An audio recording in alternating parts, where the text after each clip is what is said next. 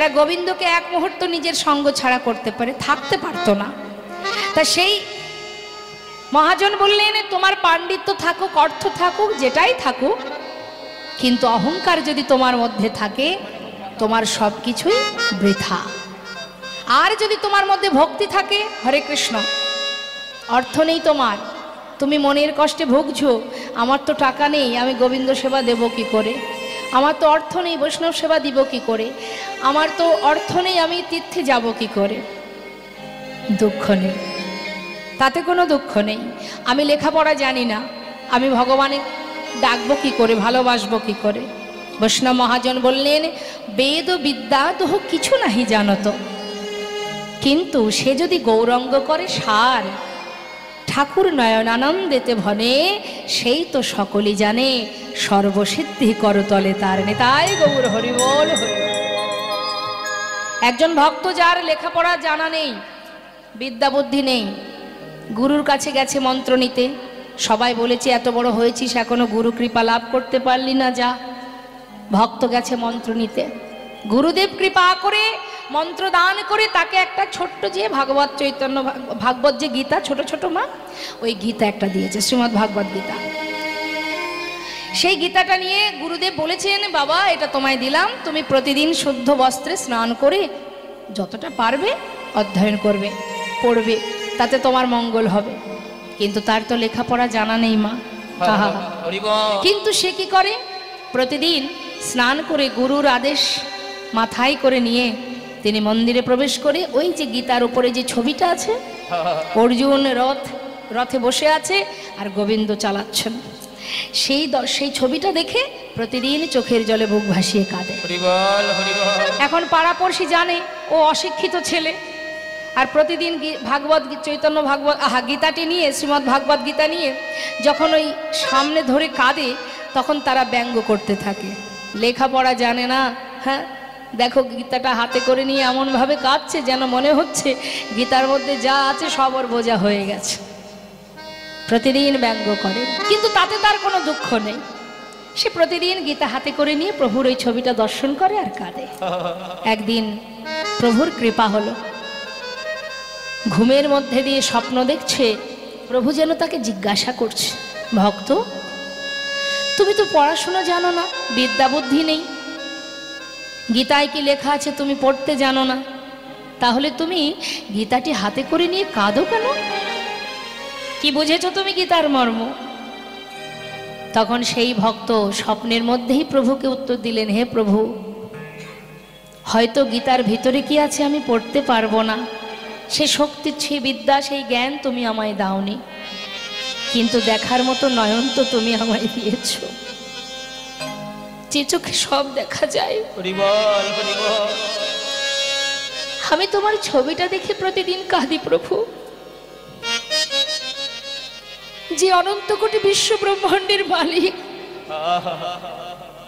কেমন করে সমস্ত ভক্তকে পাহাড় করে নিয়ে যায়,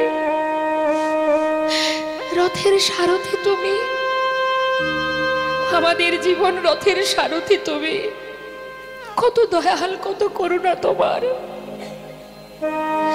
আর রথে যে বসে আছে তার মতো ভক্ত জগতে আর কে বা আছে? তুমি স্বয়ং ভগবানের রথে চালাচ্ছ, আর তোমার পরম ভক্ত রথে বসে আছে। এমন ভক্ত যদি আমরা হতে না পারি, তবে কি তুমি আমাদের পার করে নিয়ে যাবে প্রভু? এটা দেখেই আমি কাঁদছি। ভগবান বললেন, ভক্ত গীতায় কি আছে না আছে সে তোমাকে আর পড়তে হবে না, যে জ্ঞান তুমি অর্জন করেছো আর গীতা পড়তে হবে না, তার থেকে অধিক তুমি বুঝেছো। তাই ভক্ত আমি তোমায় আশীর্বাদ করলাম, আমি আছি। এটাই এই জন্যই আমাদের জানা মা, সবার ঊর্ধ্বে হচ্ছে ভক্তি। তোমার মধ্যে যদি ভক্তি থাকে, 100 টাকা আছে, আমি এটা দিয়ে তোমার সেবা দেব। ভগবান বলেন আমার কিচ্ছু চাই না, একটা ফুল দিয়ে ডাকুক ভক্ত, তো, আমি তাতেই সাড়া দেব। তবে ডাকার মতো ডাকুক। যদি ফুল না থাকে, দেবর্ষি নারদ জিজ্ঞাসা করলেন, প্রভু বললেন কোনো দুঃখ নেই, কেউ যদি একটা তুলসী পত্র দিয়ে ডাকে আমি সাড়া দেব।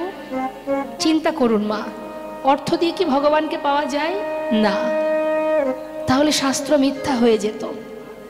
প্রভু যদি তুলসী পাতা না থাকে, প্রভু বললেন দুঃখ নেই, একটু গঙ্গার জল, 1 গণ্ডূষ গঙ্গার জল, সেটা যদি আমাকে দিয়ে ভালোবেসে ডাকে, আমি তার ডাকে অবশ্যই সাড়া দেব। ও দয়াময়, যদি গঙ্গার জলও তার কাছে না থাকে, প্রভু বললেন কোনো দুঃখ নেই। তাতে আর দুঃখ কেন?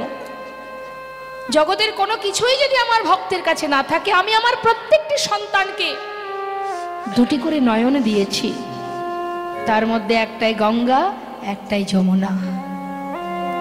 ভক্তরা যদি মাত্র 2 ফোঁটা নয়ন বাড়ি বরিশন করে, যদি আমার কথা চিন্তা করে, যদি মাত্র 2 ফোঁটা বাড়ি বরিশন করে বলতে পারে, দয়াময় আমি পতিত পাষণ্ড, তুমি তো করুণাময়, তুমি জগৎ পিতা, দেবয় নিজ গুণে কৃপা করে তোমার কাছে আমায় ঠাঁই দাও। যদি ডাকার মতো ডাকা যায়, যদি বলা যায় হে দয়াময়, নয়ন জলে ধুইয়ে দেব প্রভু তোমার 2টি রাঙা চরু, তুমি করিও গ্রহণ। শ্রী সচিনন্দ 2টি নয়ন জলে ধুইয়ে দেব তোমার 2টি রাঙা চরণ, করিও গ্রহণ। শ্রী সচিনন্দন না জানি ভজ,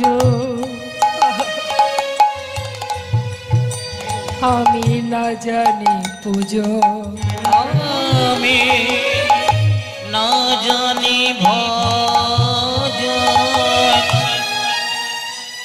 আর না জানি পূজা। বলো কোন গুণে পাবো তোমার রাঙা চরু, আমি না জানি ভজন, আর না জানি পূজো। বলো কোন গুণে পাবো তোমার 2টি চরণ। 2টি নয়নের জল প্রভু বহে অবিরল, হে গোবিন্দ,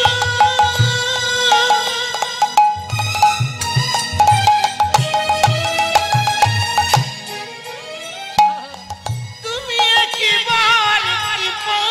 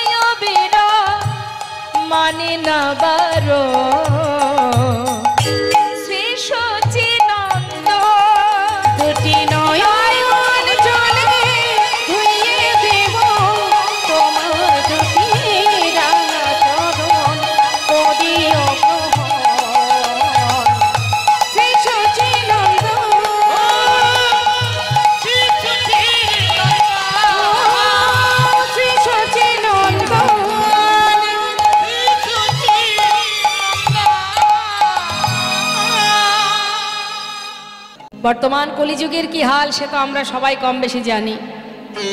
এটা যে ঘটবে সেটা রামভক্ত তুলসীদাস কলম দিয়েছেন রামচরিতে, যে আগত কলিযুগে सच्चा कहे तुम्हारे लट्ठा झूठा जगत भुलाए, गौरस गली गली फिर ईश्वरा बैठलो बिकाए। गाभी को दोहे कुत्ता को पाले बाछुरी रह जाए भूखा, संबंध को अच्छा खिलाए लेकिन बाप रह जाए भूखा। चोर के छाड़े साधु के बांधे पथिक को लगाए फांसी, हाय रे कलयुग तेरी तमाशा दुख लगे और हाসি। এটা আমার কথা তো নয় বাবা, মহাজনরা লিখে গেছেন। মা রামভক্ত তুলসীদাস তিনি রামচরিতে লিপিবদ্ধ করে গেছেন কলিহত জীবের কি দুরবস্থা হবে, আর ঘটছেও তাই আমাদের। বলছেন সচ্চা কাহে তোমারে লট্ঠা, সত্য কথা বলবে, সৎ পথে চলবে, তাহলে তোমার পদে পদে বিপদ। হরি বল হরি বল। দেখতেই তো পাচ্ছেন বর্তমান এখন ধর্মকে নিয়ে টানাটানি বেঁধে গেছে। অন্য কোনো কারণে, রাজনীতির কারণ বলুন, অন্যান্য কারণ বলুন, যে কোনো কারণে যা হচ্ছিল এখন সব কিছুতে হেরে গিয়ে এবার ধর্ম নিয়ে টানাটানি। তাই এটা ঘটবে, কলিতে তো এটা হবে। যিনি সত্য কথা বলেন, সৎ পথে চলেন, তাকে তো অনেক বাধাই সহ্য করতে হয়। বললেন ঝুট জগৎ ভোলায়, ঝুট যত অন্যায় করতে পারবে, পাপ করতে পারবে,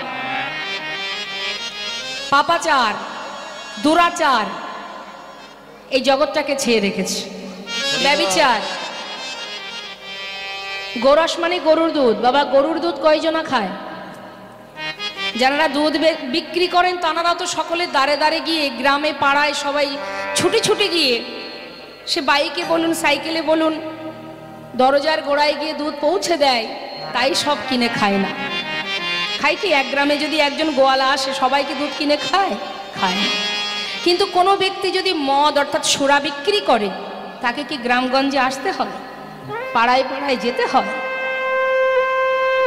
সে কিন্তু মাগো যদি এখান থেকে 50 কিলোমিটার দূরেও থাকে, মনে হয় যদি গুহার মধ্যেও কেউ বসে থাকে, তা আমাদের সাধারণ কলির জীব সেখানেই ছুটে গিয়ে লাইন দিয়ে দাঁড়িয়ে থাকবে।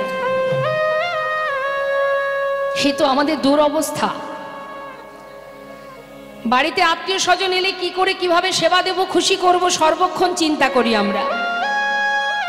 কিন্তু বর্তমান সমাজে দেখতে পাচ্ছেন মাতা পিতার মুখের অন্ন জুটছে না। এক বলতে 5 পুত্র হলেও সেই মা অন্তিম কালে শেষের দিনে তার দিনে চোখের জল ছাড়া আর কিছু জুটছে না। নিজে না খেয়ে সন্তানকে বড় করেছে, মা সারা রাত জেগে সন্তানকে ঘুমিয়ে পড়িয়ে রেখেছে, তার ফল কি চলছে, কি হচ্ছে? বৃদ্ধাশ্রমে কত কত মায়েরা চোখের জল ফেলছে, আমরা দেখছি। এটাই কলিহত জীবের দুরবস্থা। মাতা পিতার ঘরে জায়গা হোক আর না হোক, বিদেশি কুকুর বাড়িতে একটার জায়গায় 4টে পুষে রাখছে। যারা সাধু সন্ন্যাসী তাদের ধরে টানাটানি চলছে। বলছে কি চোরকে ছাড়ে, যারা চোর, যারা প্রকৃত অপরাধী, তারা ছাড় পেয়ে যাচ্ছে। টানছে কাকে? পথিক, অর্থাৎ সাধুগুরু বৈষ্ণব যারা সম্মান পাচ্ছে কলিযুগে। বর্তমান কলিযুগে মা বাবাকে সন্তান সম্মান করে, সব বাড়ি বলবো না, যে পরিবারে সনাতন ধর্মে দীক্ষিত সন্তানকে কৃষ্ণপদে মতিগতি করাতে পেরেছে, তারা কোনোদিন মা বাবাকে অবহেলা করবে না, অশ্রদ্ধা করবে না। কিন্তু অধিকাংশ বাড়িতেই দেখা যায় মা বাবাকে চুলির মুঠি ধরে ঘর থেকে বের করে দিচ্ছে। শাস্ত্রী মহাজন বললেন সন্তানের কথা মা বাবাকে শুনতে হয়, গুরুদেবকে শিষ্যের কথাই চলতে হয়। স্বামীর কথায় স্ত্রী শোনে না, বরং স্ত্রীর কথাই স্বামীকে চলতে হয়। এটা কলিহত জীবের দুরবস্থা, আমাদের দুরবস্থা। তথাপিও মহাজন বারবার বলছেন, ওরে জীব, একবার কৃষ্ণ নামে, একবার হরি নামে যত পাপ হরে, জীবের সাধ্য নেই জীব তত পাপ করে। কত সহজ উপায় দিয়েছেন কলিযুগে।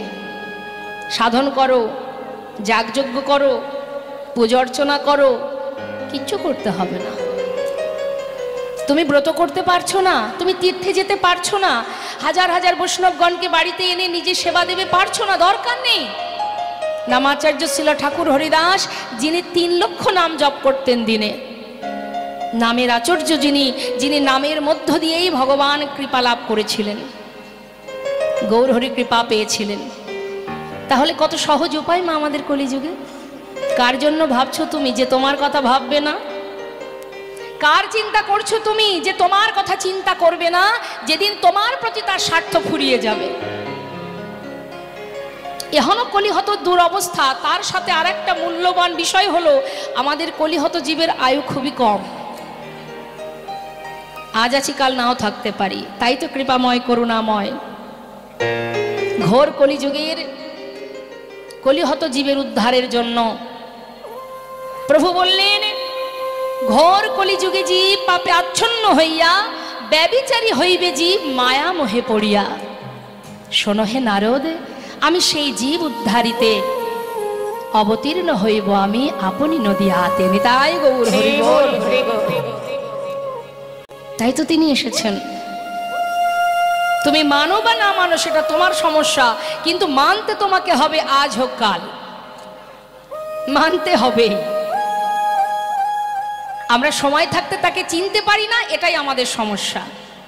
তাই তো লালন ফকির বলেছিলেন, ওরে সময় চলে গেলে আর পাবি না, সময় গেলে সাধন হবে না। এখনো ভালো করে জেনে নে, গুরু কৃপা লাভ কর, সাধুগুরু বৈষ্ণবের সঙ্গ কর, তবে তো বুঝবি কোনটা তোর আসল আর কোনটি নকল, কে আপন কে পর, কে নিত্য আর কে অনিত্য। আমার নিত্য কে আমাদের জীবনে, অনিত্য কে? এই জগতে যা কিছু নিয়ে আমরা দিন কাটাচ্ছি এগুলো তো নিত্য নয়, দুদিনের জন্য। কিন্তু নিত্য কে বলুন তো? এই যে শ্বাস চলছে, যার কারণে শ্বাসটা পাচ্ছি আমরা, যিনি দিচ্ছেন, শ্বাস প্রশ্বাস চলছে, তিনি কিন্তু এখানে আছেন, তাই আমি আছি। অর্থাৎ তিনি আশা থেকে যাওয়া পর্যন্ত আমার কাছে থাকবেন। ইহজগতের সবাই আমাকে ত্যাগ করতে পারে, আজ আমার কাছে থাকতে পারে, কাল চলে যেতে পারে, তিনি কিন্তু যাবেন না। এটা যতদিন আমরা না বুঝবো ততদিন আমাদের কাঁদতে হবে। যেদিন বুঝতে পারবো আমাদের জীবনে একজনই শ্রেষ্ঠ, একজনই আমার সঙ্গের সাথী, তিনি হলেন অনাদি আদি গোবিন্দ, যিনি ইহকাল পরকালের বন্ধু, ইহকাল পরকালের সঙ্গী। আর সব মিথ্যা, সব বৃথা। কার কখনো চলে যাওয়ার সময় হবে আমরা তো কেউ জানি না, কিন্তু এটা তো জানি যেতে আমাদের হবে। সংসার জীবনে দায়িত্ব কর্তব্য পালন করো, কিন্তু নিজের জনকে ভুলে যেও না। কাঁদতে যদি হয় তার জন্য কাঁদো, যে প্রভু জীবনে মনুষ্যকুলে জন্ম পেলাম ঠিকই, ভাবে সে তোমার নাম করব প্রতিজ্ঞাবদ্ধ হয়েছিলাম, মায়ার কপলে পড়ে মায়ার জালে আবদ্ধ হয়ে আমি যে যাওয়ার পথ ভুলে গেলাম। তুমি তো কারে পারের কাণ্ডারি কৃপাময়। সন্তান যদি ভুল করে, পিতা তো সে অপরাধ গ্রহণ করে না, তাই কৃপা করে তোমার চরণে তুমি আমাকে ঠাঁই দিও। হাত ধরে তুমি পার করে নিয়ে যেও।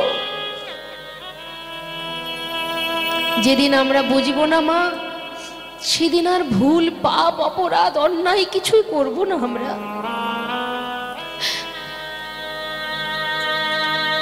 তার প্রমাণ সংসারের মধ্যে দিয়ে দিয়ে গেছেন প্রেমময়ী রাধারানী। আয়ানের ঘরণী হয়েও সংসারে কর্ম করেছেন, রন্ধন করেছেন, সংসারে হাজার কর্মের মধ্যে দিয়েও কিন্তু তিনি তার অন্তর, তার দেহ, মন, প্রাণ সর্বস্ব ছিল কৃষ্ণের কাছে। ঠিক তদ্রূপ তুমিও কর্ম করো। মনুষ্যকুলে জন্ম পেয়েছি আমরা, একটা ছোট্ট পরিবারের মধ্যে আছি আমরা, কিন্তু আমরা কেউ কারো নয়। যে পরিবারকে সঙ্গে আগলে রেখে আমরা দিন কাটাচ্ছি তারা আমার কেউ নয়, কারণ আমার সাথে কেউ আসেনি এবং কেউ যাবে না। এটা একটা বিচিত্র নাট্যমঞ্চ। কাতব কান্তা কাস্তে পুত্র সংসারায়বতীব বিচিত্র, রং বিরঙের বিচিত্র মঞ্চ এই সংসার জীবনটা। কিন্তু বিচিত্র নাট্য মঞ্চে যদি আমরা অভিনয় করতে করতে তার ভিতরে ডুবে যাই মা, তাহলে তো আঘাত জীবনে আসবে, আর আঘাত এলে সহ্য করতে পারবো না। কিন্তু আমরা যদি আমাদের এই বিচিত্র নাটক অভিনয় করতে করতে যদি ভাবি এটা আমার অভিনয়, তাহলে কষ্ট পাবো না। ঠিক কেমন বলুন তো? বাবা যখন আমরা আগেকার সময়ে, আমার বাবারা বলতে পারবেন, আগেকার সময় যে হল, এখন হয়তো অনেক জায়গায় আছে, সিনেমা দেখতে যায় যারা, প্রথমত যখন ওই হলের মধ্যে যাই, যে পর্দাতে সিনেমাটা হয়, পর্দার রংটা কেমন থাকে মা? সাদা। আচ্ছা, 3 ঘন্টা সিনেমা হয়, হ্যাঁ তাই না? আমরা সবাই মোহিত হয়ে যাই সিনেমা দেখতে দেখতে, কত অপূর্ব সুন্দর একটি নাটক হয়, তাই তো? তো এই সিনেমাটা হবার শেষে যখন হল থেকে বেরোই, ওই পর্দাটা কি রঙিন হয়ে যায়? রঙিন হয় কি? সেই ঘুরে ফিরে কিন্তু আবার সাদাই হয়ে যায়। হ্যাঁ, তা আমাদের সংসারটাও তাই একটা অভিনয় মঞ্চ। এটা আমার সন্তান, এটা আমার স্বামী, এটা আমার মাতা পিতা, এটা আমার পরিবার, আত্মীয় স্বজন ইত্যাদি ইত্যাদি। শাস্ত্রে বলেন কাতব কান্তা কাস্তে পুত্র। এই সংসার জীবনে অভিনয় মঞ্চে যাদের দায়িত্ব আমি নিয়েছি তাদের প্রতি আমার কর্তব্য করতে হবে। এটা অভিনয় মঞ্চে আমি একা ব্যক্তি, আমরা সবাই কখনো কারোর কন্যা ছিলাম, কখনো কারোর স্ত্রীর অভিনয় করছি, কখনো কারোর মায়ের অভিনয়, কখনো ঠাকুমার অভিনয়, চলছে অভিনয়। কিন্তু অভিনয় শেষ যেদিন হবে সেদিন সেই সাদা পর্দার মতো মানে গন্তব্যস্থলে আমাদেরকে আবার ফিরে যেতে হবে। নিতাই গৌর হরি বল। তা সেই যখন আমার আসল ঠিকানা, এটা তো আমার ঠিকানা নয়, আর সেই আসল ঠিকানাটা বারবার বোঝানোর জন্য এই সকল মহাজন বৈষ্ণবগণ যত যত ভাগবত কথা, লীলা কথা ভক্তবৃন্দরা আস্বাদন করে। কেন করে?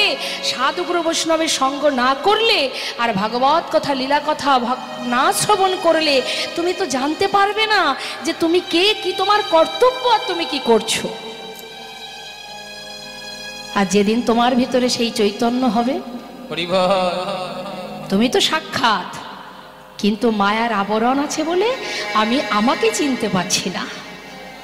যেদিন আমি আমাকে চিনতে পারবো, আমি কে এটা যেদিন আমি জানতে পারবো, আমার ঠিকানাটা কোথায়, আমি কোথায় যাব, কোথা থেকে এসেছি। রাম ভক্ত তুলসীদাস এ কথাটি বলেছিলেন, তুম কাহা সে আয়ে হো আর যাওগি কাহা, ইতনা দিল বিচার লো বাস হো গয়া ভজন।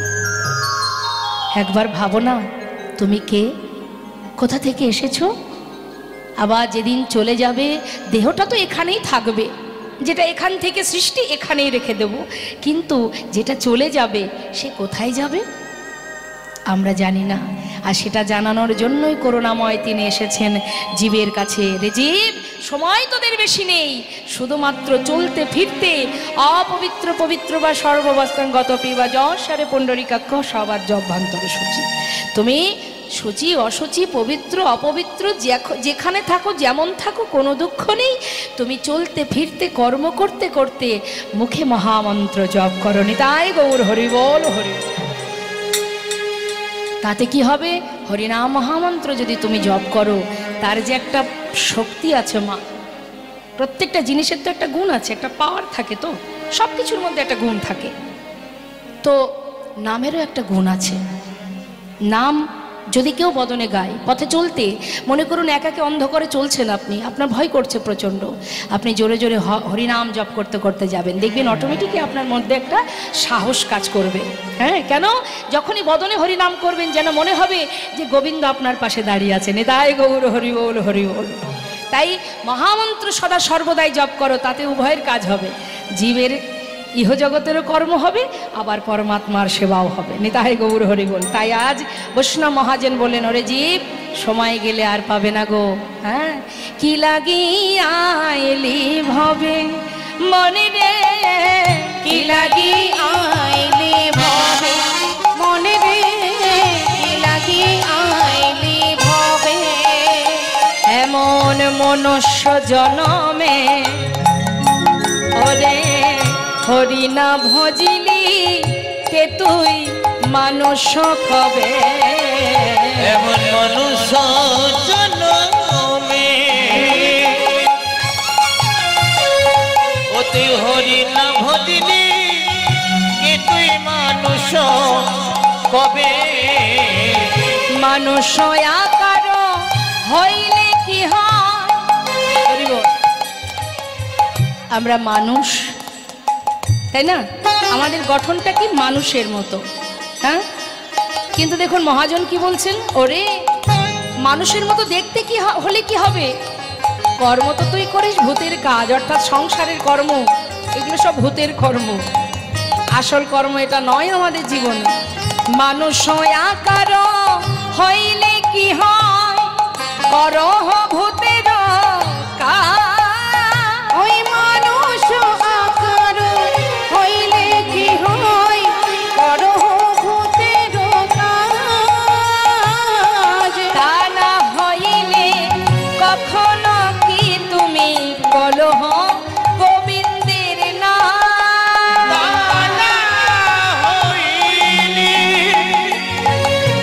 কখনো কি তুমি বলো গোবিন্দের নাম। শোনো শোনো অগ দিবস রজনী আবল তাবল বাচাল পড়িতে পারো। ওই রাত্রি বছর রজনী আমল তাবল বাচাল করিতে পারো। কিন্তু তাহার ভিতরে কখনো কি তুমি, তাহার ভিতরে কখনো কি তুমি গোবিন্দ বলিতে নার, গোবিন্দ বলিতে নার। ওই রাত্রি তাহার ভিতরে কখনো কি তুমি গোবিন্দ বলিতে নারো। মনে রে গোবিন্দ বলিতে নারো। বলছি ধন দিয়া যদি সমন এড়াবি জমি কি ছাড়িবে তোরে। ধন দিয়া বুঝি সমন এড়াবি জমিকে ছাড়িবে তারে। হরে কৃষ্ণ, জয়নিতায় জয়নিতায় জয়নিতায়। সমন আমাদের পিছন পিছন ঘুরছে মা, একটু মন দিয়ে শুনবেন। সমন কারোর বন্ধু নয়, কারোর প্রতি তার দয়াও নেই করুণাও নেই, সময় হলে নিয়ে চলে যাবে।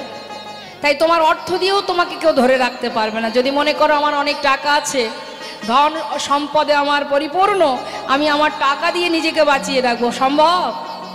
তাহলে কে আপন কে পর? বললেন সময় কারোর বন্ধু নয় যে অহরহ আমার পাশে ঘুরছে। তাই তো 5 জন ব্যক্তি অহরহ আমাদেরকে পাহারা দিচ্ছে, চোখে চোখে রেখেছে বাবা। মানুষের চোখের আড়াল আমরা হতেই পারি, ফাঁকি দিতে পারি, আমরা চুরি ডাকাতি করতে পারি, মানুষের চোখের ফাঁকি দেওয়া যায়, কিন্তু 5 জন ব্যক্তি আছে যাদের ফাঁকি আমরা কেউ দিতে পারবো না। জগতের কোনো জীব না, না কীট পতঙ্গ, না পশু পাখি, না মানুষ জাতি, কেউ না। সেই 5 জন কে কে জানেন? এক হচ্ছে এই সমন, অর্থাৎ সময়, কাল। এই কিন্তু এর চোখের ফাঁকি আমরা দিতে পারবো? পারবো না। অহরহ আমাদের কাছে আছে। এক সময় অর্থাৎ কাল, যে আমাদের দেখছে। 2 প্রকৃতি, যার মধ্যে আমরা বিরাজমান। পৃথিবীর যে প্রান্তে যাবেন প্রকৃতি সেখানে, অর্থাৎ প্রকৃতি আমাদের দেখছে। দিনের বেলা সূর্য, সে আমাদের অহরহ পাহারা দিচ্ছে, এদের ফাঁকি তুমি দিতে পারবে না। রাত্রেবেলা আকাশের চাঁদ, আর একজন আছে যিনি এখানে আছেন, পরমাত্মা। তাহলে এদের এই কয়জন আর অন্তর্যামী যিনি বসে আছেন, এই 5 জনার ফাঁকি আমরা কেউ দিতে পারবো?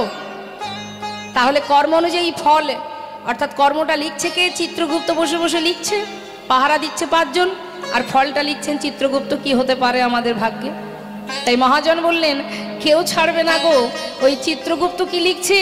সময় হলে সমনকে পাঠিয়ে দেবে, যা নিয়ে আয়।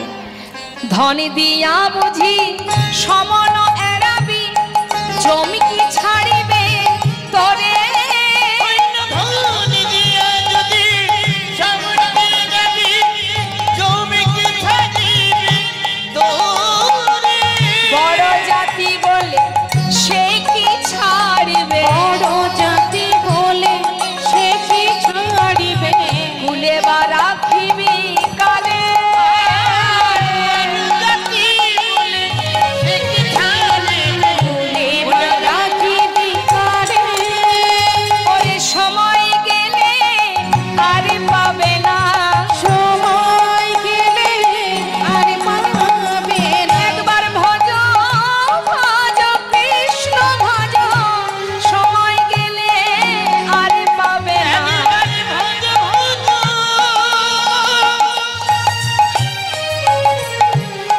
তোমরা হরি ভজ তোমাদের মানব জনম ধন্য হবে ভজ ভজ কৃষ্ণ ভজ তোমাদের মানবী জনম ধন্য হবে নাই গৌর হরি বল, গৌর হরি বল। মানবী জনম ধন্য হবে ভজ ভজ কৃষ্ণ ভজ মানবী জনম ধন্য হবে ভজ ভজ কৃষ্ণ ভজ ওই বড় জাতি বলে সে কি ছাড়িবে কুলে রাখিবে কারে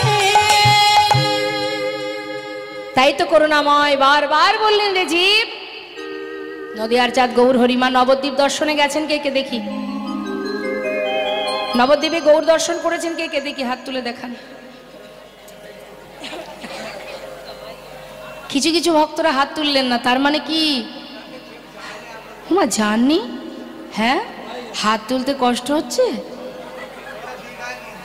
দীঘায় গিয়েছিল বলুন, দেখেছেন তো? সত্যি কথাটা বলে দিলেন কিন্তু বাবা, আমাকে বলা লাগলো না।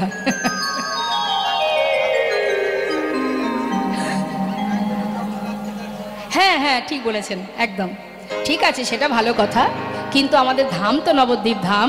হ্যাঁ, তা যারা জাননি আশা রাখছি আপনারা সবাই গেছেন, কিন্তু অলসতা করা যাবে না হরিবাসরে। হ্যাঁ, এমনিতেই আমরা অলস, খুবই অলস, কিন্তু এই ক্ষেত্রে যদি আমরা অলসতা করি, কৃপণতা করি, তাহলে সেখানে গিয়ে আমাদের বিচার সবাই বসালে উত্তর দিতে পারবো? কিরে হরিবাসরে তো হাত তুলিসনি, কি বলবো তখন? হ্যাঁ, চাদরের মধ্যে হাত গুটিয়ে বসে থাকলে হবে না, তুলতে হবে হাত সবাই মিলে মনের জোর দিয়ে। তাই গৌর হরিবল হরিবল। বাহ, এই তো আপনারা তুলবেন, তবেই তো আপনাদের সন্তানরা শিখবে কোথায় কি করতে হয়, কিভাবে চলতে হয়, কি করা উচিত। শিখে কার কাছে? গুরুজনরা যেভাবে চলবেন তারা বাধ্য সেই পথে যেতে। তা আজ দেখুন বৈষ্ণব মহাজন বললেন, ওরে এমনই করুণাময় আমার গৌর সুন্দর, এমনই দয়াল, যাকে পেতে গেলে শুধু হরিনাম মহামন্ত্র জপ করো, হরিনাম জপ করো, আর দুফোটা নয়ন বাড়ি বরিশন করো গৌর চরণে। গৌর হরি এমনই একজন দয়াল, এমনই করুণাময়, তাকে পাওয়ার জন্য কোনো কষ্ট করা লাগে না। শুধু তাই নয় বাবা, অন্যান্য যুগে ভগবান যিনি দুষ্টদের নাশ করে, মানে বধ করেছেন কিভাবে? অস্ত্র ধারণ করে। কলিযুগে মহাপ্রভুর হাতে কোনো অস্ত্র আছে? কিন্তু কলি তো পাপের ভাগ বেশি, তথাপিও তিনি অস্ত্র ধরেননি। কেন ধরেননি? কি বললেন? নামে প্রেমে জীব করিব উদ্ধার, অর্থাৎ অস্ত্র ধারণ করবেন না, হরিনাম দিয়ে জীবকে উদ্ধার করবেন। মস্ত বড় পাষণ্ড জগাই মাথায় উদ্ধার হয়ে গেল, আর আমরা উদ্ধার হতে পারবো না? কি মনের জোর রাখতে হবে। তাই আজ দেখুন বৈষ্ণব মহাজন বলছেন, ভাই রে ভাই আমার গোরা গুণ, আমার গোরা গুণ কহনে না যা, আমার গোরা গুণ অহনে না যায়, কত শত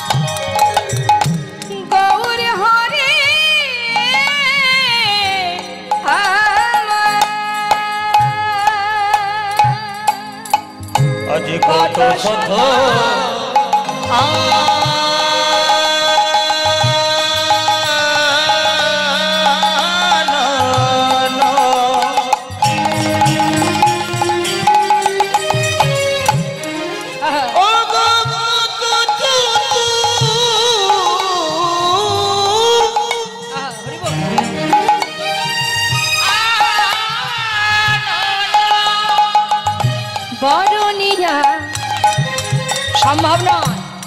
এমন গোড়ার গুণের কথা কি বর্ণনা করা সম্ভব? না না বরণিয়া ওরে নাহি পা বরণিয়া বরণিয়া ওরে নাহি পাই চতুর্মুখী যে না বলিতে না রে চতুর্মুখী যে না বলিতে না রে। আমার বলুন দেখি, চতুর্মুখ মানে চারটে মুখ আছে কার? যিনি চার বদনে গোড়া গুণের কথা বলে শেষ করতে পারছেন না, আজ মহাজনে যিনি পদাবলী লিখেছেন তিনি বলছেন আমার এক বদনে আমি কত বলবো। হ্যাঁ, চতুর্মুখে যে না বলিতে না রে, চতুর্মুখী যে না বলিতে না রে। আমি এক বদনে কত বলবো, চতুর্মুখে যে না বলিতে না রে।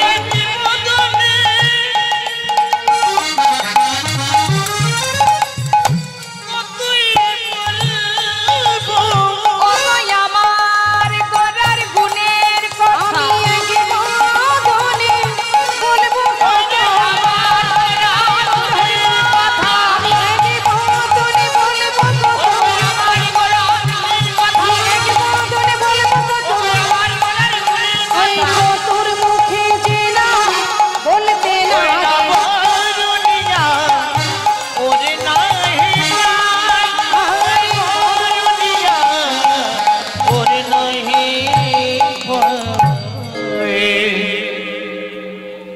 যিনি সদা সর্বদাই ভগবানের নাম জপ করছেন, তথাপিও যার রূপের কথা গুণের কথা বলে শেষ করতে পারছেন না, মহাজন বললেন আমি এক বদনে তার কথা আর কত বলবো, যুগ যুগ ধরে বললেও শেষ হবে না। সেই দয়াল করুণাময়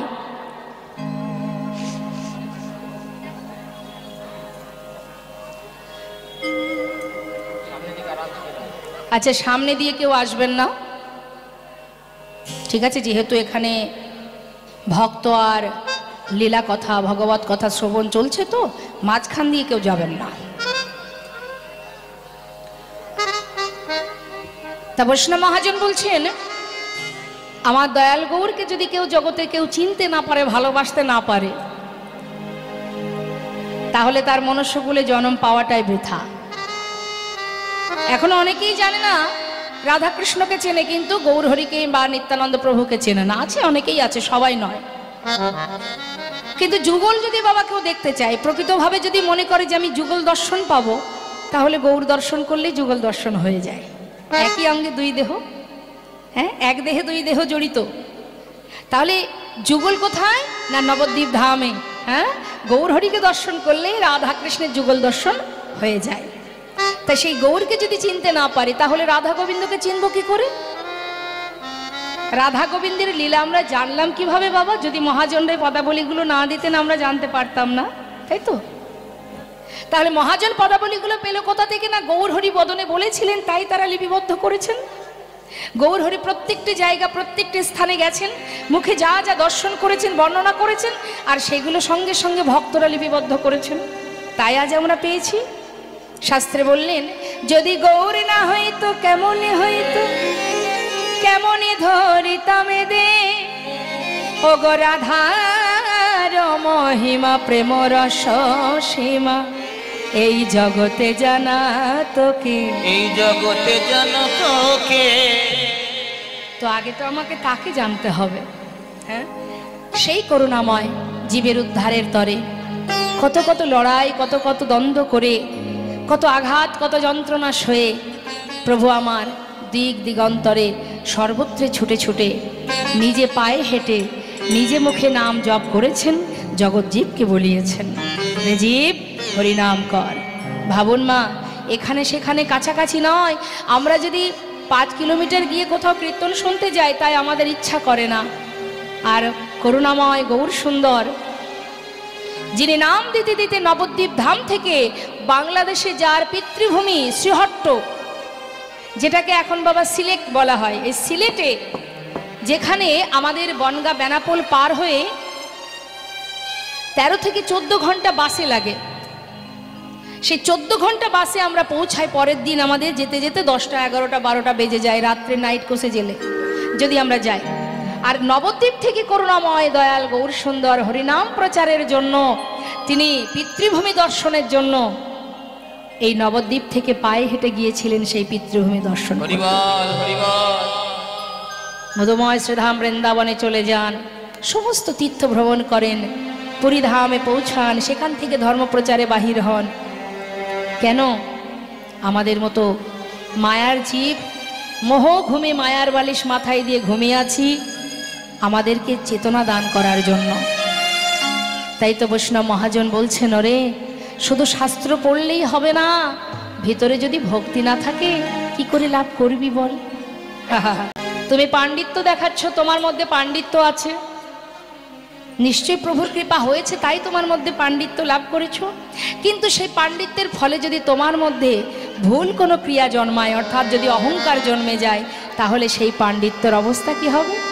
একটা অন্ধ ব্যক্তি যেমন তার মুখের কাছে আয়না ধরলে আয়নার কোনো মূল্য হয় না, তোমার ওই বিদ্যা অধ্যয়ন সবই ঠিক তদ্রূপ অন্ধ ব্যক্তির ন্যায় বৃথা হয়ে যাবে। তাই গৌর হরি বল হরি।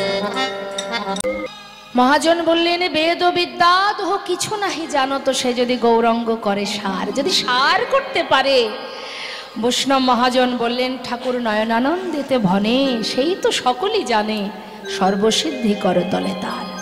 যে আমাকে ভালোবাসে আমি সদা সর্বদাই তার কাছেই থাকি। আমি কোথায় থাকি? ভক্তের হৃদয়ে। ভক্তি যেখানে আমি সেখানে, অর্থাৎ ভক্তি কোথায় থাকে? ভক্তের হৃদয়ে। তাহলে সদা সর্বদাই ভগবান হৃদ মন্দিরে আছেন, সদা সর্বদাই নাম সংকীর্তন করছেন ভক্তদের নিয়ে। সেবা সঙ্গন যদি কোনো জীব নিজের হৃদয়টাকে তৈরি করতে পারে। তাই আজ মহাজন বললেন, ওগো সময় গেলে আর পাবে না, কার হাতে কতটুকু সময় আছে কেউ জানে না। সৎ গুরুচরণ আশ্রয় করো, আর দুফোটা নয়ন বাড়ি বরিশন করে আত্মনিবেদন করে একবার তাকে ভালোবেসে দেখো।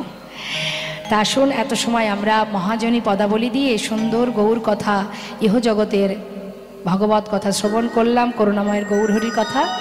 তো এবার আমরা লীলা কথায় চলে যাব। তো লীলা কথায় যাওয়ার আগে আমরা সবাই মিলে একবার উলুধ্বনি হরিধ্বনি করে একটু নিতাই গৌরের একটি সুন্দর ভজন শ্রবণ করে।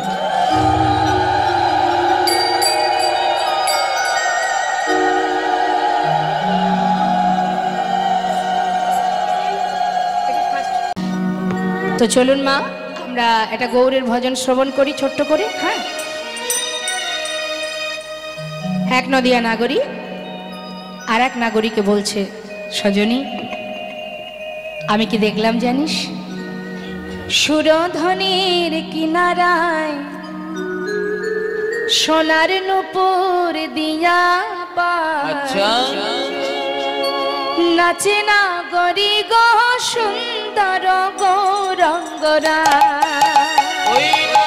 সুরধনের কিনারায় সোনার নূপুর দিয়া নাচে নাগরী গো সুরধনের কিনারায় সোনার নূপুর দিয়া নাচে নাগরী গো সুন্দর গৌরঙ্গরা। দেখো সুন্দর, আহা সুন্দর, আহা সুন্দর গৌরঙ্গরায়, নাগরী গো সুন্দর গৌরঙ্গরায়। ওই না সুরধনের কিনারায় সোনার নূপুর দিয়া নাচে নাগরী গো সুন্দর গৌরঙ্গরা।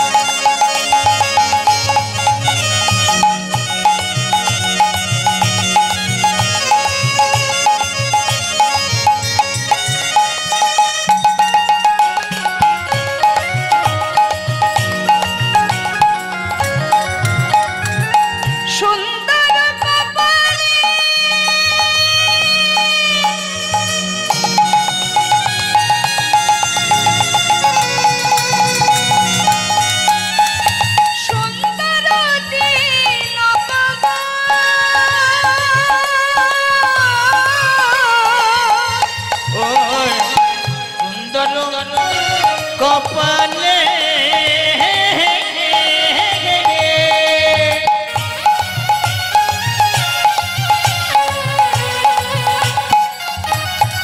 ওই দেখো সুন্দর তিলক গো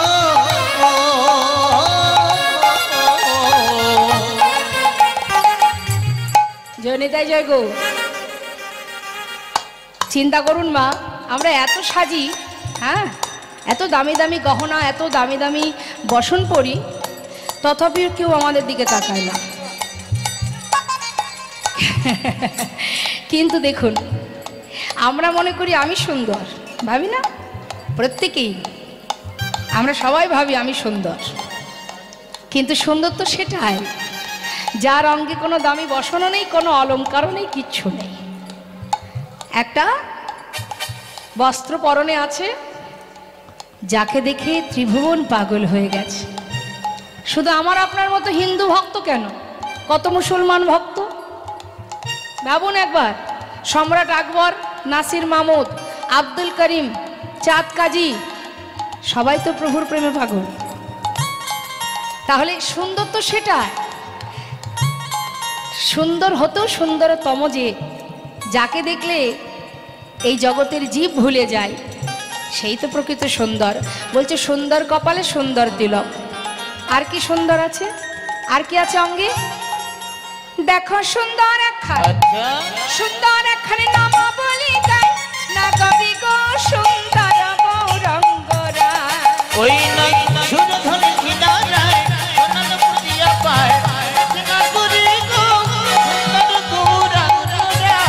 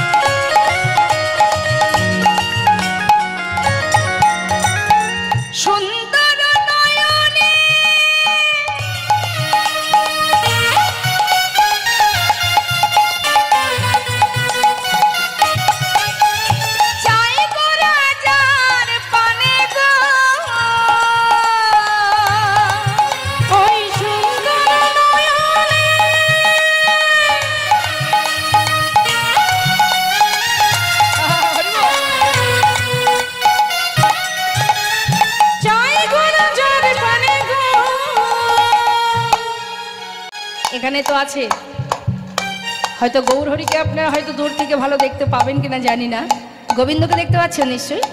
প্রভুর যে এখানে যে ছবিটা আছে, তো গোবিন্দের চোখের দিকে একবার তাকান।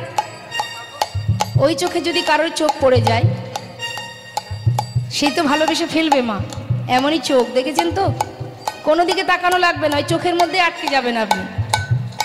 এ কথা শুধু আমি আপনি না, এই কথাটা বলেছিলেন রাধারানী। সজনী, এই সখী ললিতা, সে রূপের মহিমা আমি কি দেব তোদের কাছে রে।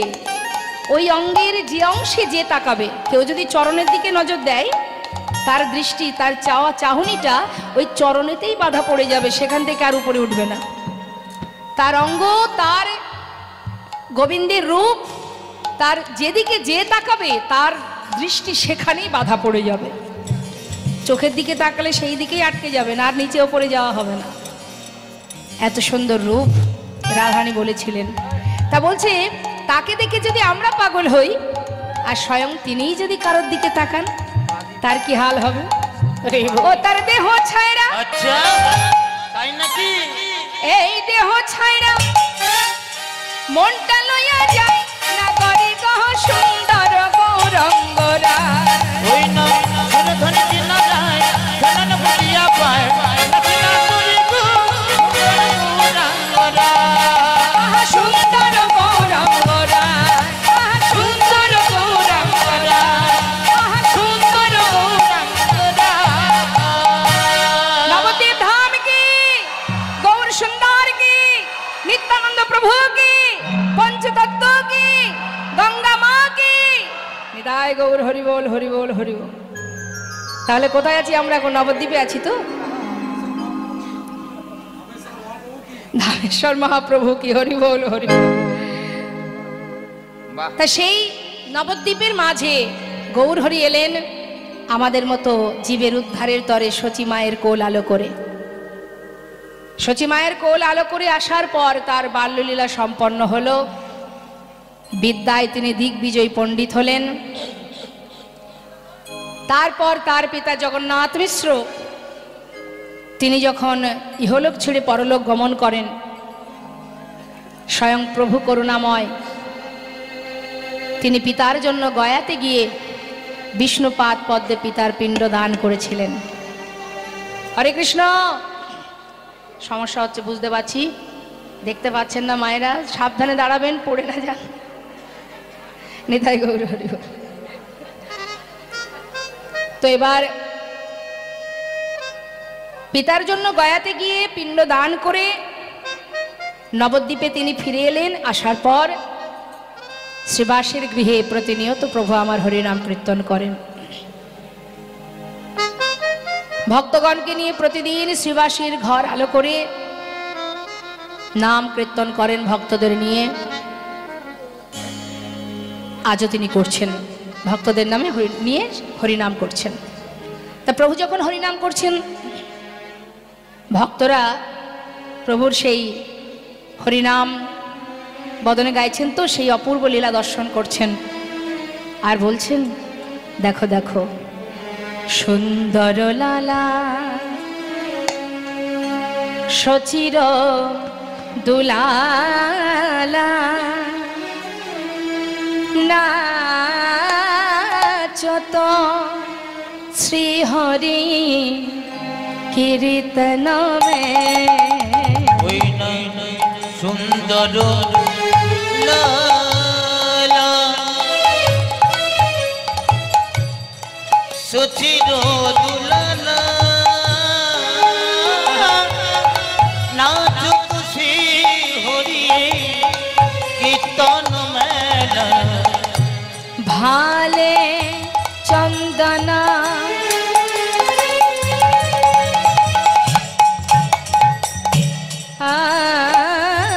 ভালে চন্দনা, ওই দেখো তিলক মনোহর ভালে চন্দন তিলক মনোহর অলকা শোভন কপালন মে সুন্দর লালা সচির দুলালা নাচত শ্রীহরি কীর্তন মে। সুন্দর লালা সচির দুলালা নাচত শ্রী হরি কীর্তন মেলা। এদিকে গৌরহরি কি করছেন, মা হরিনাম করতে করতে হঠাৎ শ্রীবাস পণ্ডিতকে ডাকলেন। শ্রীবাস, বলো প্রভু। শ্রীবাস, আজ আমি হরিনাম করছি বটে, কিন্তু কেন জানি না বারবার আমার ওই ব্রজের কথা মনে পড়ছে। কি হয়েছে প্রভু, কি মনে পড়ছে তোমার? শ্রীবাস, কেন জানি না বারবার ওই বৃন্দাবনের কথা, ব্রজের কথা আমার চোখের সামনে ভাসছে। একটা কথা জিজ্ঞাসা করবো শ্রীবাস? বলো প্রভু। আমার শ্রীবাসকে দেবর্ষি নারদ, কলিতে হয়েছেন শ্রীবাস পণ্ডিত। তো বলছে, শ্রীবাস তোমার কাছে একটা কথা জিজ্ঞাসা করব। বলো গৌরহরি। শ্রীবাস, তোমরা তো সবাই বলো আমি নাকি ওই ব্রজের কানা। ও শ্রীবাস, তোমরা তো সবাই বলো আমি নাকি ওই ব্রজের কানাই। আমি যদি ব্রজের কানাই হব, এই নবদ্বীপে আমি সবাইকে দেখতে পাচ্ছি, কিন্তু বলো শ্রীবাস তবে কোথায় আমার দাদা বলায়?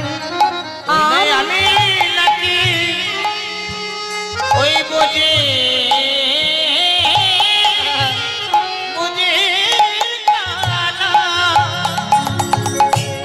তবে বলো শিবা কোথায় আমার ওই দাদা বলা?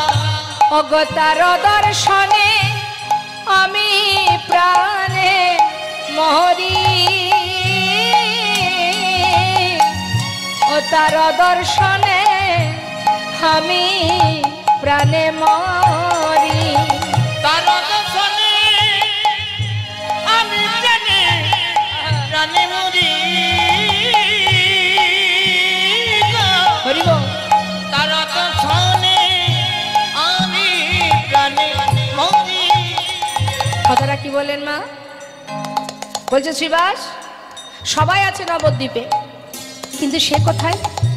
আমার বলাই দাদা গৌরী কিন্তু দাদার প্রেমে পাগল হয়ে আছেন নবদ্বীপের মাঝে। এবার আমরা সবাই জানবো কি হয়েছে মা। আসতে কি বলুন তো, এত চঞ্চল মন কেন?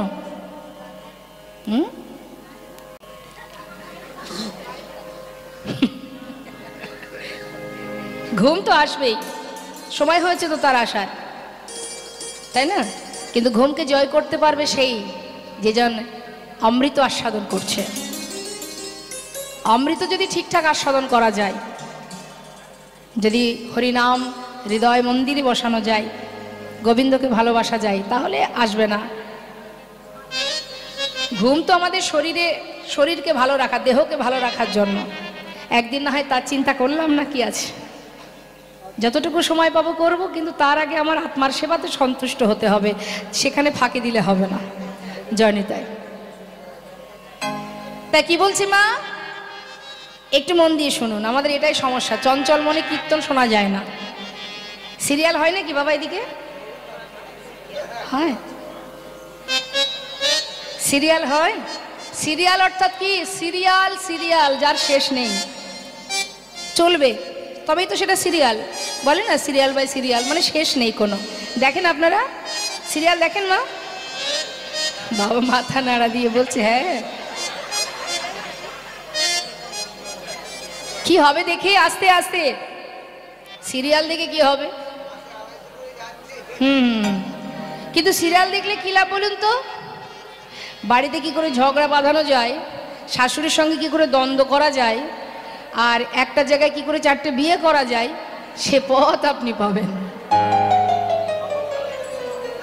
আর এখানে যদি কেউ বসে বসে কৃষ্ণ কথা শ্রবণ করে, তাহলে আপনার সঙ্গের সাথে কে হবে? আপনি আপনার যে চিন্তা ভাবনাটাকে গুরুত্ব বেশি দেবেন, সে আপনার সহায় হবে। আপনি যদি মনে করেন যে আমি এখন বন্ধুদের সঙ্গে গল্প করব, একটু এদিক ওদিকে ঘুরবো, একটু সুরা পান করবো, আছে না অনেকে, ভাই কীর্তন শুনতে যাবি, বলে না রে কীর্তন শুনতে যাবো না, বন্ধুর বাড়ি পার্টি আছে। তাহলে সে শক্তিশালী হচ্ছে, আপনি যেখানে যাচ্ছেন সে কিন্তু শক্তিশালী হচ্ছে। আর যদি কৃষ্ণ কথা কেউ শ্রবণ করতে আসে, তাহলে কি হচ্ছে? নাম শ্রবণ করতে করতে আপনার সহায় হচ্ছে একজন, সে হলো অনাদি আদি গোবিন্দ। ভগবান আপনার সহায় হচ্ছে, অর্থাৎ আপনি তার নাম শ্রবণ করছেন, মানে আপনার আত্মার পরমাত্মার মিলন হচ্ছে, আর মিলন হওয়া মানেই কিন্তু সে আপনার সাথী হয়ে যাচ্ছে। তাই নিজের ভাবনাটাকে, সঠিকটাকে, মানে নিজে চিন্তা করতে হবে কোনটা ঠিক কোনটা ভুল। যেটার দিকে আপনি এগিয়ে যাবেন, যেটাকে আপনি গুরুত্ব দেবেন, সে কিন্তু তত শক্তিশালী হবে। তাই ঘুমকে আহ্বান করলে হবে না, হ্যাঁ, ঘুমকে আহ্বান করা যাবে না। এই হরিধ্বনি করুন দুহাত তুলে, এবং মায়েরা উলুধ্বনি করুন, দেখবেন ঘুম টুম কেউ আসতে পারবে না আমাদের কাছে। আজ আমার গৌর হরি বলছেন নবদ্বীপে সবাই আছে, আমার বলাই দাদা কোথায়? আমি যদি কানাই হব তাহলে আমার বলাই দাদা কোথায়? তো আসুন আমরা একবার সবাই জেনে নিই যে দাপর যুগে কৃষ্ণের দাদা বলরাম, যিনি এই কলিতে এসেছেন, কোথায় কিভাবে এসেছেন? বীরভূম জেলায়। কি বলছে শাস্ত্রী? রাড়ে দে সোনা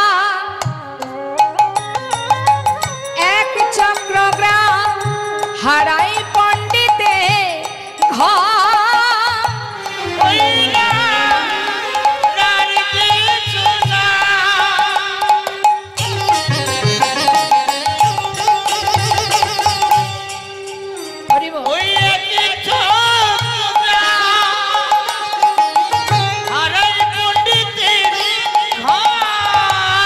শুভ মাঘ মাস অগ শুক্লা ত্রয়োদশী জনমিলা হল শুভ মাঘ মাস শুক্লা ত্রয়োদশী জনমিলা হল। কোথায় এলো? মাঘ মাসের শুক্লা ত্রয়োদশী তিথি অর্থাৎ ভীম একাদশীর পরের দিন দ্বাদশী, দ্বাদশীর পরের দিন যেদিন সেটাকে বলা হয় নিত্যানন্দ ত্রয়োদশী। ওই ত্রয়োদশী তিথিতেই কিন্তু সেই দাপর যুগের বলরাম দুটি অংশ নিয়ে এসেছিলেন এই ধরাতে, একটা রাঢ় দেশের মাটিতে আর একটা হলো নবদ্বীপে মা সচিবায়ের জ্যেষ্ঠ পুত্র বিশ্বরূপ রূপে। দুটি অংশ নিয়ে এসেছেন মা। এই দুটো অংশ যত সময় এক না হবে তত সময় পরিপূর্ণ নিত্যানন্দ প্রভুকে আমরা পাচ্ছি না। তাই বলছে অগব্রজের বলায় নদিয়া এলো, ওই নদিয়া এই কলের যে উদ্ধারের লাগি একবার জয় দাও বদনে, কলির যে উদ্ধারের লাগে যে উদ্ধারের লাগে এই কলির যে উদ্ধারের লাগে বলাই নদিয়া এলো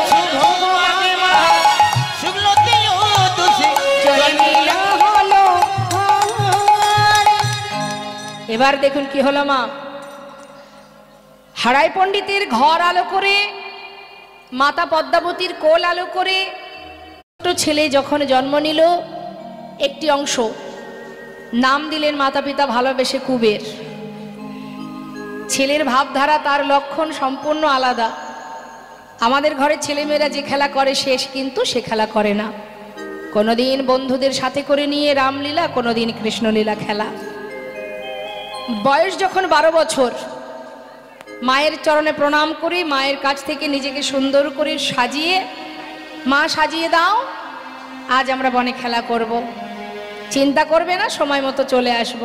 12 বছর বয়সে শিশু ছোট্ট কুবের চললেন বনমাঝে।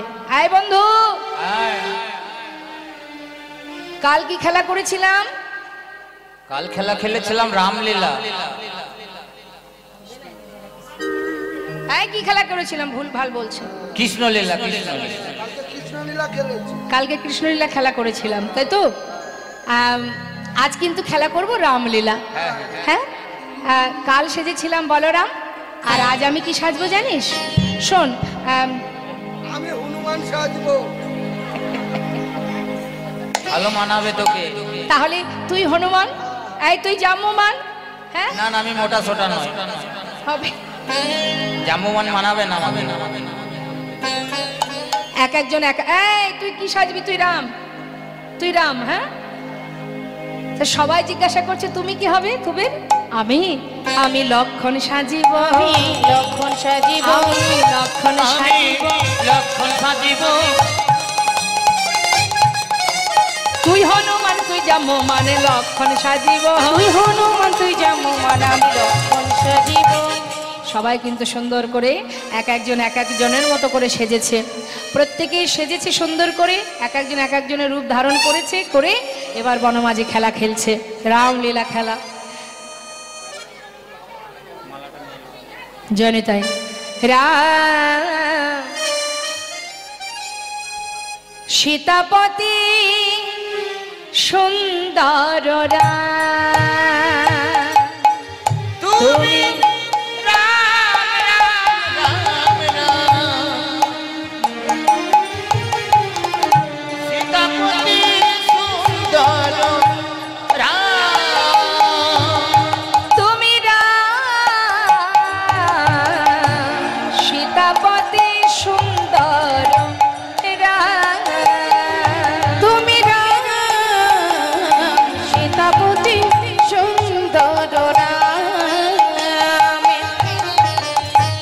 হে সীতাপতি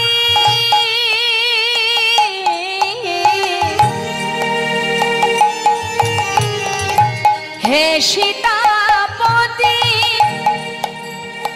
তুমি অগতির গতি, হে সীতাপতি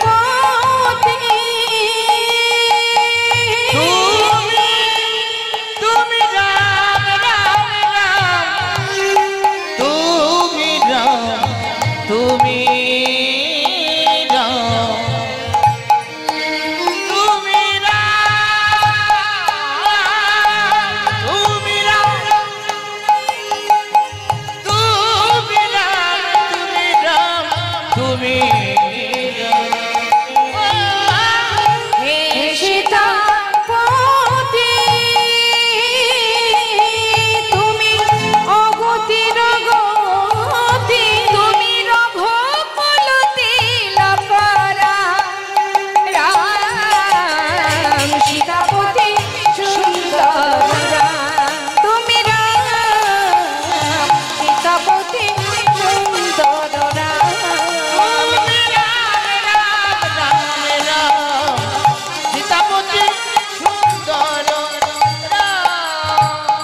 আজ ছোট্ট বালক বনমাঝে খেলা করছে, রামলীলা খেলা।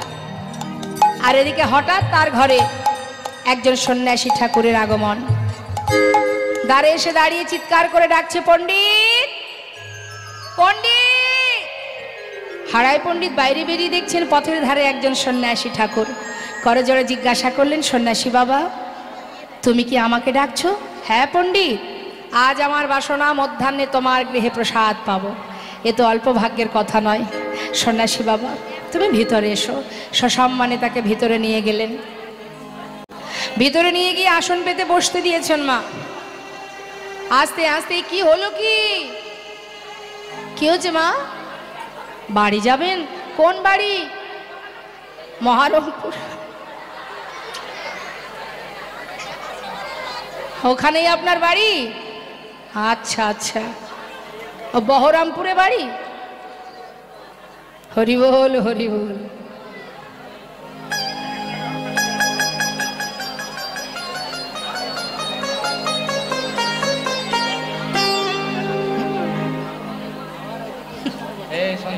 আসুন আলিঙ্গন করে যান।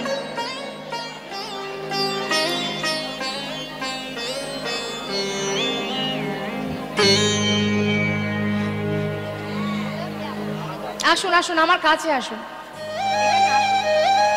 কোথায় বাড়ি বললেন? বহরমপুরে বাড়ি তো, ওখানে থাকেন আপনি? আচ্ছা, এর আগে কোথায় ছিলেন? কৈখালি? মানে বহরমপুরে এখন থাকেন, এর আগে কোথায় ছিলেন? তার আগে কোথায় ছিলেন জানেন না? আচ্ছা, যখন মারা যাবেন তখন কি বহরমপুরেই থাকবেন? থাকবেন না? তাহলে বাড়ি কোথায়? এখানে তো বাড়ি নয়। ঘুম আসছে তাই তো? বেশ, না বুঝতে পেরেছি, ঠিক আছে। অসুবিধা থাকলে অবশ্যই যেতে হবে। গন্তব্যস্থলে যাচ্ছেন, ওটা বাড়ি নয়, ওটা আমাদের থাকবার বাসা একটা। ঠিক আছে, আচ্ছা আচ্ছা, ঠিক ঠিক ঠিক ঠিক ঠিক আছে। নিতাই গৌর হরি বল হরি বল হরি বল। তো মা সন্ন্যাসী ঠাকুর আসা মাত্রই সসম্মানে ভিতরে নিলেন। সাধুগুরু বৈষ্ণব বাড়িতে এলে যেভাবে সম্মান করতে হয় তার চরণ ধৌত করা। হারাই পণ্ডিত পদ্মাবতীকে ডাকলেন, পদ্মা শিগগিরই এসো, ঘরে সন্ন্যাসী এসেছে, চরণ ধৌত করতে হবে। পদ্মাবতীর আনন্দ ধরছে না। হ্যাঁ হ্যাঁ জয়নিতাই। তো এবার সঙ্গে সঙ্গে মাতা পদ্মাবতী তিনি এসে চরণ ধৌত করলেন। চরণ ধৌত করে চরণামৃত দুজনে পান করলেন। হারাই পণ্ডিত বলেন, জানো পদ্মা, অল্প ভাগ্যে হয় না গৃহে বৈষ্ণবের আগমন। বহু সুকৃতির ফলে তবেই গৃহমাঝে সাধুগুরু বৈষ্ণবের চরণধূলি পড়ে মা। অর্থ উপার্জন করে আমি কোটিপতি হতে পারি, কিন্তু আমার ঘরে বৈষ্ণবের চরণধূলি পড়বে তার জন্য আমার সুকৃতির প্রয়োজন। না হলে আপনার ঘরে কোনো দিন কোনো সাধুগুরু বৈষ্ণব আসবে না। দেখবেন কোনো কোনো ব্যক্তি আছে যারা গৃহমাঝে বৈষ্ণব সেবার আয়োজন করে, অনুষ্ঠান করবার আশা করে, কিন্তু কোনো না কোনো কারণে তার একটা সমস্যা হয়ে যায়, যেটাতে তার সে স্বপ্ন পূর্ণ হয় না। অর্থাৎ এখান থেকে আমাদের বুঝতে হবে, সুকৃতি ভালো থাকলেই তবেই গৃহমাঝে সাধুগুরু বৈষ্ণবের কৃপা লাভ করা যায়। তাই আজ হারাই পণ্ডিত বলছে, তুমি দেরি করো না পদ্মা, আমাদের যতটুকু সম্ভব, যতটুকু আমরা পারবো বৈষ্ণব সেবার আয়োজন করো, দেরি করো না। জানো, সেবা না দিয়ে জগতে কারো নিস্তার নেই। তাই দেরি না করে আয়োজন করো বৈষ্ণব সেবার আয়োজন। কিন্তু দেখবেন মা, আমাদের ইহজগতে অনেকে আছে বৈষ্ণব সেবা দেয়, কিন্তু সেবার মধ্যে যদি কৃপণতা রাখে তাহলে কিন্তু সেই সেবা বৃথা হয়ে যাবে। এটা দেব না ওটা দেব করি না আমরা। ভগবানের জন্য নকুল দানা, আমাদের জন্য সারাদিন রান্নাঘরে থাকি না আমরা। দেখবেন ঠাকুর ঘরের যেমন দুর্গাপুজো বলুন বা ইত্যাদি যে কোনো পূজা পার্বণে বলুন, ওই বাজারে গিয়ে ফল কিনতে গেলে কি করি, কিলো কিলো হয়তো যেগুলো একটু কম দাম, একটু টক, ভালো, খুব একটা ভালো নয়, সেগুলো আমরা 5 কিলো 10 কিলো কিনে নিয়ে আসি। কেননা ভগবানের সেবায় লাগবে তো। একটু বেঁকা, একটু পোকা, একটু টেরা, অসুবিধা নেই, প্রভুর সেবায় লেগে যাবে। এই আমাদের মানসিকতা হয়ে যায়। যদি হয়, যদি এমনটা হয় তাহলে কিন্তু বৃথা। তাই যার জন্য আমরা আজও এখানে জীবিত আছি, যার কৃপায়, তাকে আমাদের নিজেদের কোনো একজন যদি ভাবতে পারি, বাড়ি থেকে 5 জন ব্যক্তি যদি বেরিয়ে যায়, ঘরের কোনো একজনই বসে থাকে, যাওয়ার কালে বলি প্রভু তোমার সংসার তুমি দেখো, এই আমি চললাম, কোথায় ঘুরতে যাচ্ছি, আত্মীয় বাড়িতে যাচ্ছি, 5 দিন পরে ফিরে এলাম, তোমার ঘর পাহারা দিল কে? ঘরের কোণে বসে যিনি আছেন। 5 দিন পরে যখন ফিরছি, একবারও তার জন্য কিছু মনে হলো না যে প্রভু তো আছেন ঘরে, যার জন্য ঘর সংসার সর্বস্ব রেখে এসেছি, যার ভরসায়, তার জন্য কিছু নিয়ে যাই। বাজার থেকে কোনো খাবার কিনতে গেলে বাবা কি করে? বাড়ির যিনি কর্তা হন কি করেন? বাড়িতে কতজন সদস্য আছে তার জন্য খাবার কিনে আনে, একটা জায়গায় 5 জনের জন্য 5টা রসগোল্লা। কিন্তু ঘরের কোণে যেজন হাঁ করে তাকিয়ে আছে, আমার ভক্ত আমাকে কখন একটু দেবে? হরি বল, হরি বল। তিনি তো বিশ্ব ব্রহ্মাণ্ডের মালিক, তার কি কিছুর অভাব আছে? নেই তো। তথাপিও তিনি যে ভক্তের দান বড় ভালোবাসে, ভক্ত যেটুকু দেয় তিনি তাতেই খুশি। তিনি মালিক হতে পারেন। বিদুরের ঘরের কলার খোসা সেবা করেছিলেন ভগবান কৃষ্ণ, তার কি অভাব ছিল? ভক্ত যেটুকু দেন আশা করে থাকেন প্রভু, কিন্তু মনে হয় না তিনি যে আছেন ঘরের কোণে, তার জন্য একটা রসগোল্লা কিনে নিয়ে যাই। এই তো আমাদের ভালোবাসা। তাই সেবা ভালোবাসা, ভালোবাসার মতো বাসতে হবে, যে নিজের মুখের উচ্ছিষ্ট ভগবানের সেবায় দিতে পারে, তবেই তো সে প্রকৃত তাকে নিজের ভেবেছে, তাই পেরেছে দিতে। আমরা পারি না, তাই দিতে পারি না, ভাবতে পারি না আমরা নিজের। তার প্রমাণ ওই শ্রীখণ্ড নিবাসী মুকুন্দ দাসের একমাত্র ছেলে, 12 বছর বয়স যার, ওই 12 বছরের ছোট্ট একটি ছেলে নিজের উচ্ছিষ্ট দিয়েছিলেন গোবিন্দের বদনে। সে জানতো আমি যেমন পিতার সন্তান, সেও আমার বাবার সন্তান। আমরা আমাদের সন্তানকে যখন কিছু খাওয়াই, মা মনে করুন যে জিনিসটা আমার প্রিয় বা সন্তানের প্রিয়, সেটা যদি আমার কাছে থাকে, আমি কি করি? আপনারা কি করেন? সন্তানকে দেন তো, নিজের মুখ থেকে বের করে নে তুই খা। বা কেউ যদি সন্তানকে কিছু দেয়, আপনি খুশি হন, তাই না? যে আমার বাচ্চাকে দিয়েছে মানে আমি খুশি, অর্থাৎ তাকে আমি নিজের করে ভালোবাসি। তাই এই ভালোবাসাটা যদি গোবিন্দের প্রতি কারোর থাকে, প্রভুকে দিলেই আমি খুশি। এটা কাদের মধ্যে থাকে বলুন তো? ভক্তের হৃদয়ে। হরে কৃষ্ণ।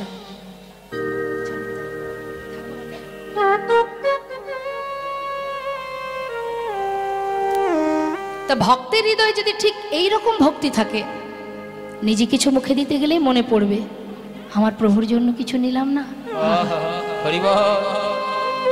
তার কিছু আছে কিনা, তাকে না দিয়ে কি করে সেবা করব। এই ভাবনাটা যতক্ষণ না আসবে, আমরা ততক্ষণ তাকে আমার করতে পারবো না।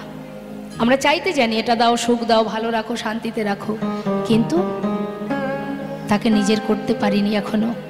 ভালোবাসা, তাকে ভালোবাসা, ভালো তো আমরা সবাই বাসি, কিন্তু তাকে চিনতে পারে কয়জনা? তাই আজ দেখুন, যেই না এসেছেন, পদ্মাবতী দেরি না করে সন্ন্যাসী সেবার জন্য আয়োজন করলেন। আয়োজন করে যতটুকু তার ক্ষমতা অনুযায়ী রন্ধন করে সেবা দিয়েছে। সন্ন্যাসী বাবা বললেন, মা সেবা তো হলো, এবার তোমরা দুজনে সেবা করো। যেই বলেছে পদ্মাবতী বললেন, সন্ন্যাসী ঠাকুর তুমি বিশ্রাম করো, আমার একমাত্র ছেলে দুধের শিশু 12 বছর বয়স, সেই যে সকালে মাঠে গেছে এখনো ঘরে ফেরেনি, আর ওকে ছেড়ে আমরা কি করে সেবা করব? তুমি বিশ্রাম করো, আমার পুত্র ফিরে এলে আমরা একসাথে সেবা করব। মা যেই না এই কথাটা বলছেন, বলতে না বলতেই কুবের আমার সীতারাম সীতারাম সীতারাম করতে করতে ঘরে ঢুকছে। সীতাপতি সুন্দররা তুমি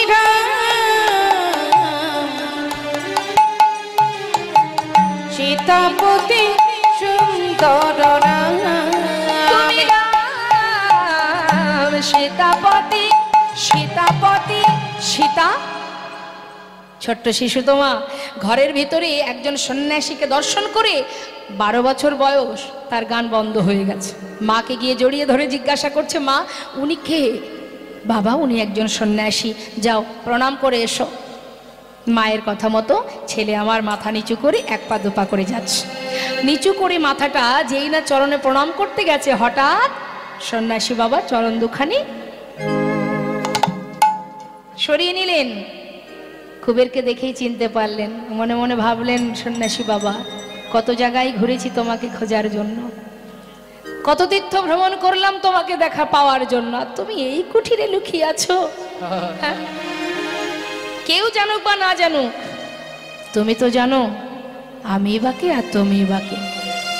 নিজে নিজেকে কখনো প্রণাম করে? মুখে কিছু বললেন না, কিন্তু মনে মনে ভাবলেন। ভেবে বললেন, মা তোমার ছেলে ফিরে এলো, যাও এবার সেবা করো। সেবা হলো। তিনজনে মিলে সন্ন্যাসী বাবাকে কাছে পেয়ে সারা রাত ধরে সন্ন্যাসী ঠাকুরের কাছে কৃষ্ণ কথা শ্রবণ করলেন। আমাদের বাড়িতে গুরুদেব এলে আমরা কি করি? একটা সুন্দর ঘর, একটা বিছানা দিয়ে দিই, গুরুদেব এখানে আপনি বিশ্রাম করবেন, তাই না? সকাল হবে, গুরুদেব বলবে, মা তাহলে এবার আশ্রমে ফিরি। বেশ বাবা। কিন্তু দেখুন, ছোট্ট শিশুকে নিয়ে বললেন গুরু, সন্ন্যাসী বাবা, চরণধূলি যখন আজ পড়েছে, আমি আমার সন্তানকে নিয়ে, স্বামীকে নিয়ে সারা রাত তোমার মুখে কৃষ্ণ কথা শ্রবণ করব। আমরা কি বলি, গুরুদেব এসেছেন যখন আমার ঘরে একটু আশীর্বাদ করে দিয়ে যান। আমার স্বামীর ব্যবসাটা কেন উন্নতি হচ্ছে না বুঝতে পারছি না। হাত দেখে বলুন তো গুরুদেব, কবে ওপরে ছাদটা দিতে পারবো, কবে আমার একটু এটা হবে ওটা হবে। মানে কি, গুরুদেবের কাছেই আমরা হাত বাড়িয়ে জিজ্ঞাসা করি, আর গুরুদেবের আশীর্বাদ মাথায় পেলে যাতে আমাদের উন্নতি হয় সেই চিন্তা ভাবনা আমাদের। যত মনের দুঃখ গুরুকে জানাতে পারলেই আমাদের শান্তি। কিন্তু একবারও ভাবি না সংসার জীবনে দুঃখও আসবে, সুখও আসবে, কেউ চিরকাল থাকবে না। কিন্তু গুরুর যদি আমার ঘরে আসে, দুটো কৃষ্ণ কথা শ্রবণ করার ভাগ্য, সৌভাগ্য যদি একবার হারিয়ে ফেলি, তাহলে আর পাবো না। সারা রাত ধরে কৃষ্ণ কথা শ্রবণ করছেন গুরুদেবের কাছে, সন্ন্যাসীর কাছে। কৃষ্ণ কথা শ্রবণ করে সকাল হতে না হতেই মা সন্ন্যাসী ঠাকুর বলে উঠলেন, মা এবার একটা রজনী তোমার গৃহে বিশ্রাম করলাম, আমার যতটুকু সামর্থ্য কৃষ্ণ কথা শ্রবণ করালাম, এবার আমায় বিদায় নিতে হবে। সন্ন্যাসী বাবা, আরেকটি দিন তুমি আমার গৃহে থাকো। না, সন্ন্যাসীদের গৃহ মাঝে বেশি দিন থাকবার অধিকার নেই, তাই এবার আমি আসি।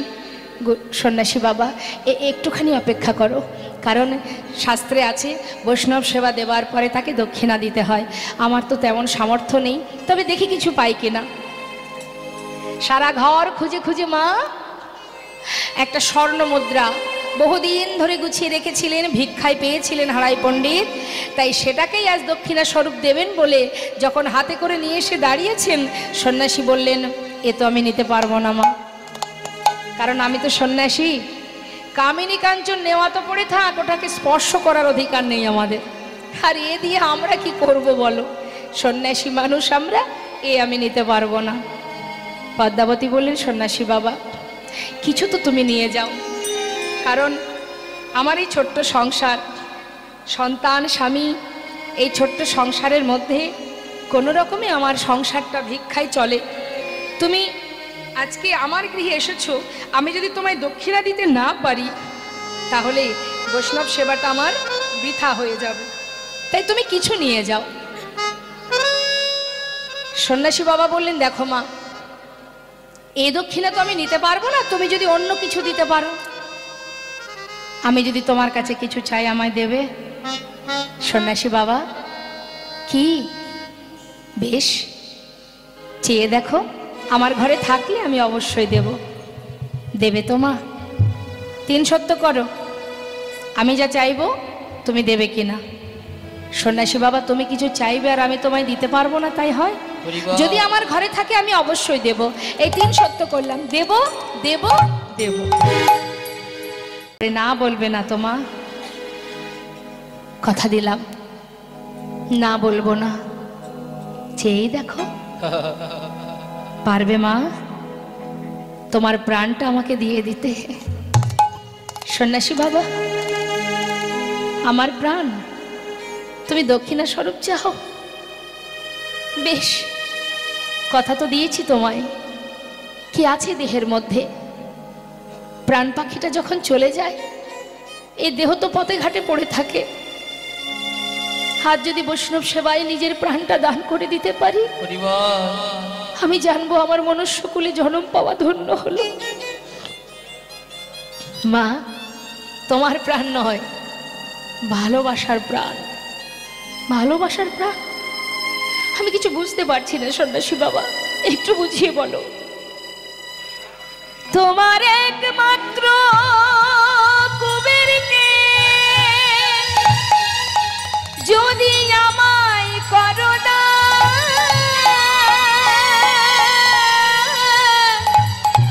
যাহা পেলে জগতে জুড়াইবে প্রাণ, যাহা পেলে জগতে জুড়াইবে প্রাণ। সন্ন্যাসী ঠাকুর, তুমি কি চাইলে? জীবনের সর্বস্ব তুমি কেড়ে নিতে চাইছো। ও ছাড়া যে আমার আর কেউ নেই। হরিবল হরিবল। ওকে যদি তুমি নিয়ে যাবে, আমি জগতে কি নিয়ে বেঁচে থাকবো? পারবো না, আমি পারবো না সন্ন্যাসী বাবা। আমি বুঝতে পারিনি তুমি কেমন করে চাইলে সন্ন্যাসী ঠাকুর। আমার সন্তানকে তুমি কি করে চাইলে? আমি যে মা, চিরতরে নিজের সন্তানকে কারোর হাতে আমি তুলে দিতে পারবো না। শান্ত হও মা, একবার আমার কথা ভাবো তো। আমিও তো কোনো না কোনো মায়ের সন্তান। হরিবল হরিবল। আমার মাতা পিতাও তো চেয়েছিল আমাকে তাদের প্রয়োজনে বড় করতে, নিজের কাছে ধরে রাখতে।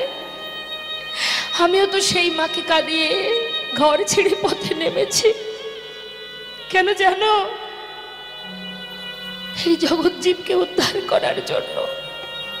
তোমার সন্তানকে যদি তুমি না দাও, তবে এদেরকে উদ্ধার করতে পারবো না আমি। একটি সন্তানের জন্য তুমি জগতে জননী হবে মা। তোমার পুত্রকে আমায় দান করো, কথা দিয়েছো তুমি।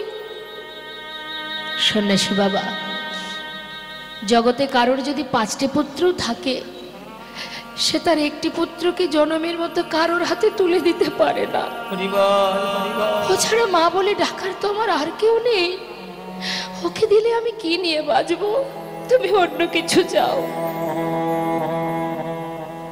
হারাই পণ্ডিত বললেন, পদ্মা, আমি জানি আমাদের জীবনে এমন একটা দিন আসবে, কারণ আমি আমার সন্তানের কুষ্টি বিচার করে দেখেছিলাম, কুবের শুধু আমার সংসারের জন্য জগতে আসেনি, এসেছে বিশ্ব সংসারের জন্য, জগৎ জীবের জন্য। আজ ধরে রাখলেও কালে তুমি তাকে ধরে রাখতে পারবে না পদ্মা। তুমি বিদায় দিয়ে দাও। ছোট্ট 12 বছরের ছেলে কুবের বললেন, মা, আজ তুমি কাঁদছো কেন? জগতে প্রত্যেকটি মাতা পিতা চায় সন্তানের যেন কৃষ্ণ পদে মতিগতি থাকে, যেন গোবিন্দ সেবায় লাগে। বলো তো মা, কার ঘরে সন্ন্যাসী গেছে আর কার সন্তানকে দক্ষিণা স্বরূপ চেয়েছে? তুমি তো ভাগ্যবতী। বলো তো মা,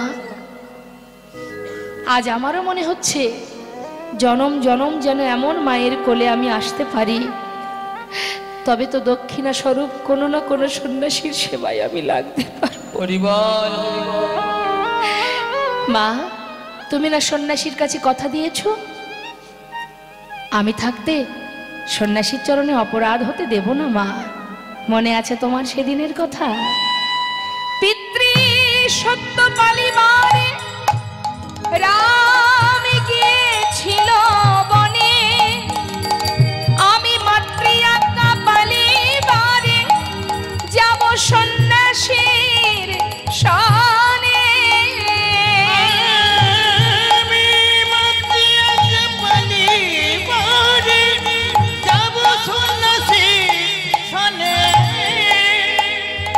বলুন তো মা, আমরাও তো মা, আমাদেরও তো সন্তান আছে। চিরতরে সন্তানকে কারোর হাতে, সে যেমনই হোক, কোনো মা পারে তার সন্তানকে চিরতরে কারোর হাতে তুলে দিতে? মাতা পদ্মাবতী যদি সেদিন সন্তানকে না দিতেন, আমরা নিতাই চাঁদকে কেউ পেতাম না। মা মনে মনে চিন্তা করলেন, সন্তান যদি ধর্মের পথে যায়, তার পিতা যদি দিতে চায়, আমি মা হয়ে বাধা দিই কেমন করে? শাস্ত্রে আছে, ভক্তিপথে যদি কোনো সন্তান এগিয়ে যায়, মা বাবা যদি তাকে যেতে না দেয়, তাহলে সে প্রকৃত মা নয়, বাবা নয়। তাহলে আজ আমি আমার পুত্রকে কি করে বাধা দেব? বেশ, সবাই যখন দিতে চায়, আমার সন্তান যখন যেতে চাই, সন্ন্যাসী বাবা, আমি তো মা, তাই আজ আমি তোমার কাছে একটি কথা বলবো। বলো মা।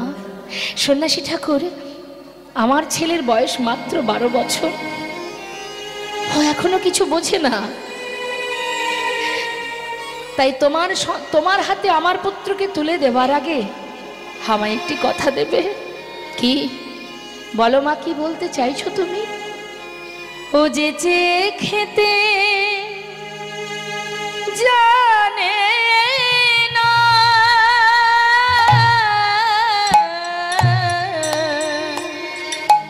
ও যে খেতে জানে না, তুমি ওর মুখ দেখে খেতে দিও, যে খেতে জানে না। ওর মুখ দেখে খেতে দিও, যে খেতে জানে না। দুধের বাছা কুবের আমার, যে খেতে জানে না। দুধের বাছা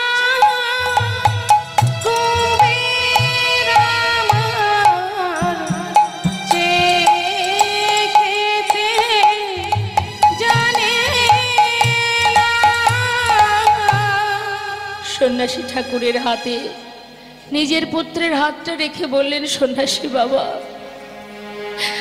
সারাদিন যদি তোমার সঙ্গে খেলায় মত্ত থাকে, মায়ের কথা হয়তো মনে পড়বে না, কিন্তু আমি জানি সন্ধ্যা হতে না হতেই আমার কুবের মায়ের কোল খুঁজবে।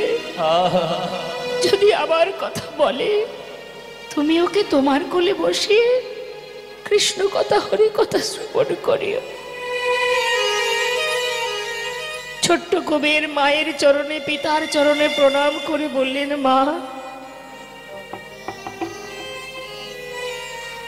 এবার আমি আসি, আমাকে বিদায় দাও মা।